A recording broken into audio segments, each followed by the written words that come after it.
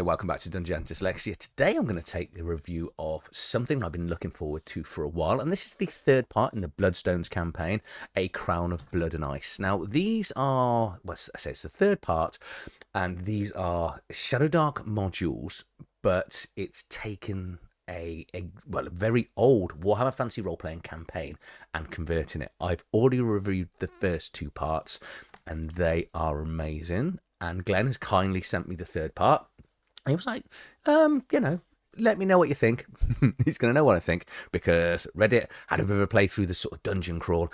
And there's a really good twist, actually, at the end of the book because this is the first one, and it's one of the first few books I've ever read, that there is an antagonist in this. So there's a rival adventuring party that the players meet. And there's 3 different ways you can play them in the adventure. But more importantly, all 4 character sheets are for those at the back. So if you want to play the adventure from the other side, you can. So the players are going to... It's really good because there's also a lot of replayability in here because there's a lot of random tables that are going to do different things. From the adventure point of view, they're going to get to a location, go up a tower, then come down into a dungeon. So I always like that up and down aspect of it. But, and then there's Dark Elves are actually playable races, so if you want to create your own as well, you can do that. Before I get into the book and too far, let me show you where you can pick it up on DriveThruRPG. So it is currently PDF only. I will put links at the end of the video also to part 1 and part 2 because, say, this is an ongoing campaign setting, but the way that Glenn has written these, if you want to play it as the ongoing campaign setting, I think you will. I think you're going to want to because you can get the best out of it. But I appreciate that campaigns can be quite a tough sell to players. And Glenn has actually given a nice option in all 3 of these, so you can just completely play it independently, okay? But say, yeah, if you're going to pick it up here, you can pick it up on DriveThruRPG. It's PDF currently only. Comes in about £3.60, which I'm guessing is around about $5 US. If you are going to pick this up, I will put my affiliate link in the video description. I think I sort of said it right at the start. You know, Glenn did actually send me this copy of this, so, you know, he hasn't asked me to review it. He knew I was going to review it if I liked it, so I do like it. Hence the reason why we're going through this. So this is a dungeon crawl for characters levels 3 to 4. Yeah, and they're just, again, like the others, they are looking for one of the bloodstones. These bloodstones have existed for hundreds, if not thousands of years. They've all got different unique abilities and powers. And yeah, just... So at this point, theoretically, if you're in the campaign, this is the 4th bloodstone that they should be collecting, okay? So here's just your DriveThruRPG link in here. Say just it. It's a good bit of details in here. But I think I've wasted enough time. Let's just actually get over into the main book. As I do this, I will bear in mind there may be some mild spoilers. I do all my adventures. I try to make it as spoiler-free. So if you're a player and you're in your campaign, get off. You're not watching this. You know, you're just going to ruin it for yourself. If you're not in an existing campaign and you're interested in playing a really interesting sort of tower dungeon combination with some really good stuff, or you actually just want to play Dark Elves, you know, Dritz, sort of that sort of thing, this is going to allow you to take that and bring it into ShadowDark. Or if you're a fan of Warhammer Fantasy Role Playing, you want to play with some lighter rules, again, this is going to be for you. As with all these zines, we're going to start looking at the front cover, and as you can see, A Crown of Blood and Ice, grim dark adventure, because it's Warhammer Fantasy Role-Playing. Legends of Tulk is the company that has produced the book, and say it's designed for ShadowDark. So this comes in at 90 pages. I'm going to be really careful how I go through this, because I will spoil a few little aspects of the adventure, but I'm really going to sort of try and stay away from it. So inside cover here is just going to talk about the background of the tower. So basically it's a dwarven tower that's in an area. You can put this wherever you want.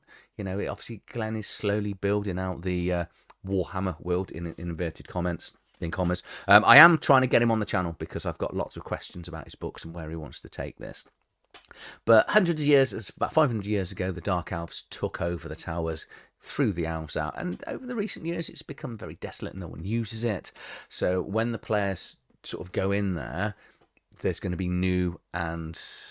Well, there's one room that's going to be... If you're not a fan of spiders, yeah, they've kind of taken over. But the rival adventuring party, they're going to meet here is I'm going to probably mispronounce the Dark Elf's name, and it is Vesstra. So it's a Mistress Vesstra, and you can play it in three different ways. She can help them. She can, want them to sort of die and then step over them to help. Or there is another way that they can go. And so that's as spoiler as I'm going to get. There is a party of 4 in here. So all the layout, design, writing is done by Legends of House, so Glenn himself. So his art, design, layouts and stuff says Glenn Stark.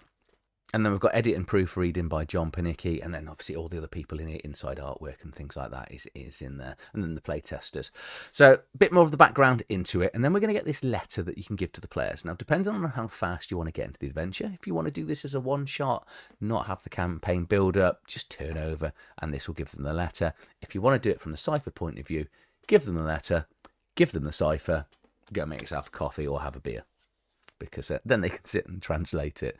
Again, depends on the sort of group you want to, it's really personal, isn't it, from your choice. We're then going to get a look at the map of the world. So here's the tower, and depending on where the players would come from the previous adventures, or whether you want to just do this as a one-shot, you could just literally just drop them outside of the tower. But obviously, if there's rules, if you want to, within ShadowDark, if you want to sort of travel to it and make it a little bit longer. But here we've got the layout of the tower. So it's 4 stories. We've got 3 above ground and 1 in the basement.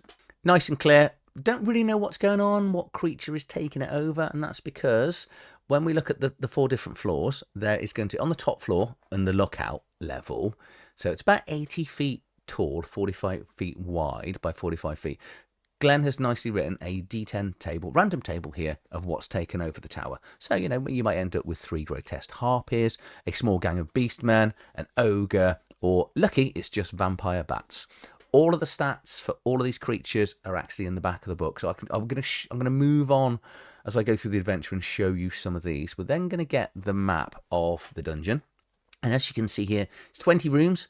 It's, I'm not really sure where you call it. So you're sort of going to land in the dungeon down here in the bottom left. And then they can just go out and spread out through the different rooms. There are jails in here. There are torture rooms.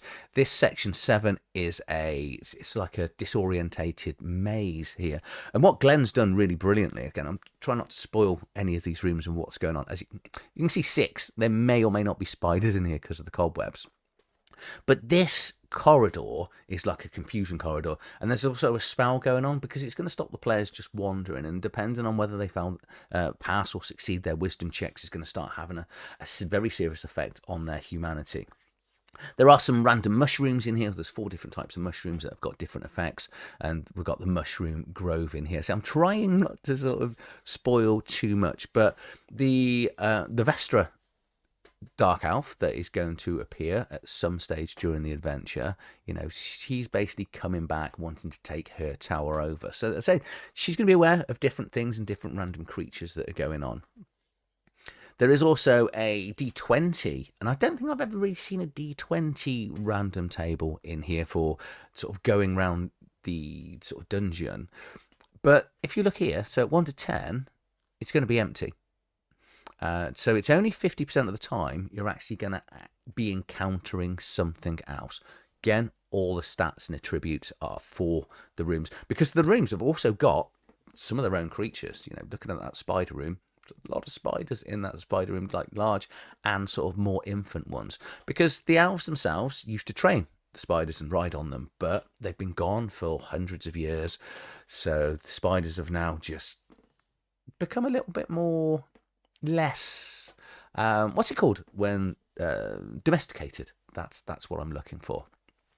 But again, armor is quite interesting. I quite like the fact that you're going to get some new and interesting armor as we go in here. So we've got Vestra's personal combat training ground in here as well. Say the spider den, and there's 3 different ways that you can interact with the spiders. This is the joy of Glenn's work. Is I'm just, again, I don't really want to spoil it, but you've got, as a games master, from a replayability, you can run this exactly the same way, but you can have the spiders interacting with the players in 3 different ways. And that, just as a games master, is a really nice additional thing, just because it's going to give you options.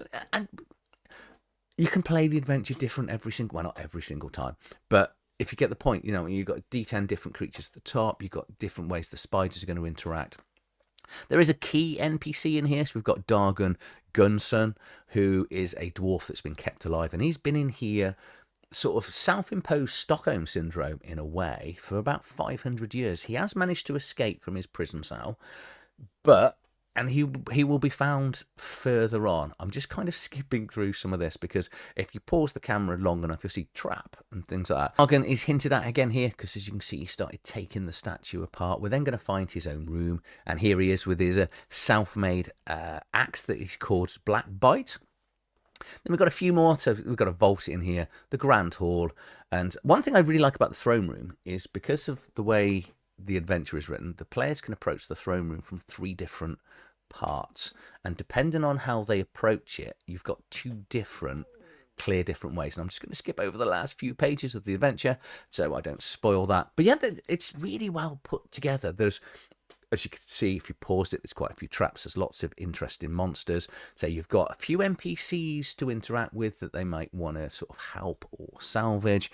The thing with Vesstra, I love the fact that it's going to give the players options and the Games Master options to exactly how you interact with her.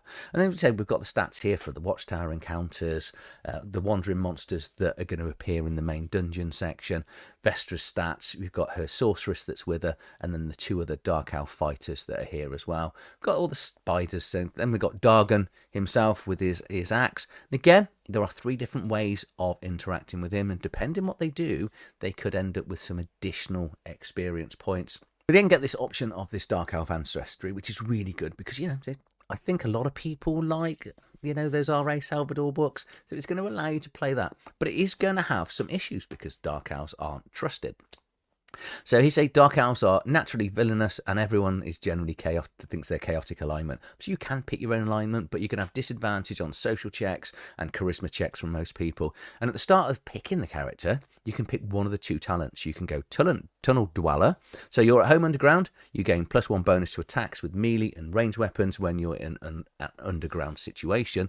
Or Dark Sense, you gain advantage to skill tests when in complete darkness or low light vision. So not automatic success, they're not dark adapted, but you can either be able to fight very well underground or you're going to be better at seeing in the dark, but not full darkness adapted. I really do like the fact that Glenn hasn't made these quite powerful, and it sort of fits in with the whole ethos of ShadowDark of no one having dark vision. And then finally, we're just going to close the book down with 4 NPCs. Well, they're not NPCs, they're character sheets now. So we've got Vesstra here and her Dark Elf sorceress.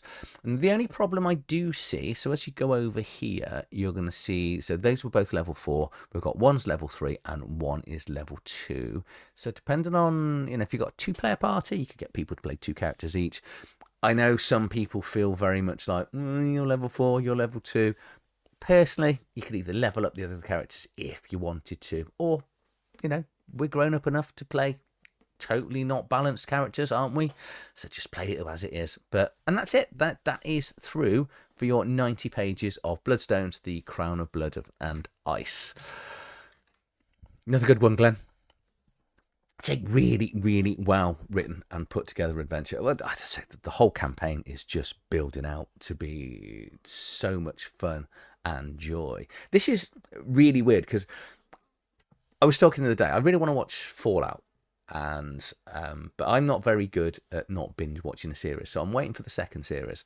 And this is exactly how I feel about Bloodstones. Is when I reviewed the first one, I knew it was kind of a standalone. I knew a second one might come because I do review some books that you think are going to become a second part, or a second part is coming, and then the authors, or it doesn't sell sufficiently, or whatever it may be. But Glenn is just building this out brilliantly, and I just now want part 4. Because once I've got everything, I can start running a whole campaign. I'm too impatient to run this as a one shot. So I've played it by myself in a little, like with the solo rules and stuff, and it does some really good stuff in here. And I know I'm incredibly vague, and I hate being vague, but I think there's nothing worse than, especially because you can only just grab this. If I do a full spoiler and ruin everything, I kind of think that needs to be a follow-up, and especially after I've run it with humans, because it's a different thing reading, playing an adventure than spoiling it. But say your ability to play the Dark Elves, the fact you've got those 10 different encounters going up in the tower is going to make it a lot more interesting. So that 50% chance of a random encounter and then you're definitely going to get things interesting. I've never seen that before. Let me know in the video descriptions if there's other videos and sort of zines that do that, because that's an interesting one for me. And I don't know, is that better than a 3 and 6 chance or a 50-50? Does it feel, because off a d20 it feels a lot more, do you get what I mean, than just rolling a d6 and then going on a 50-50. Last few rooms, once you start heading into the throne rooms and stuff, there's some really good things going on here. Hopefully, as I've gone through, you haven't actually spotted. You might go back and pause it, but you will see the stats for the main big bad of what's really going on. And that, I think, it's going to be quite an epic battle, because they're the sort of magic casters that I like. And I'm going to leave it there. If you've enjoyed this video, please like, share, subscribe to the channel.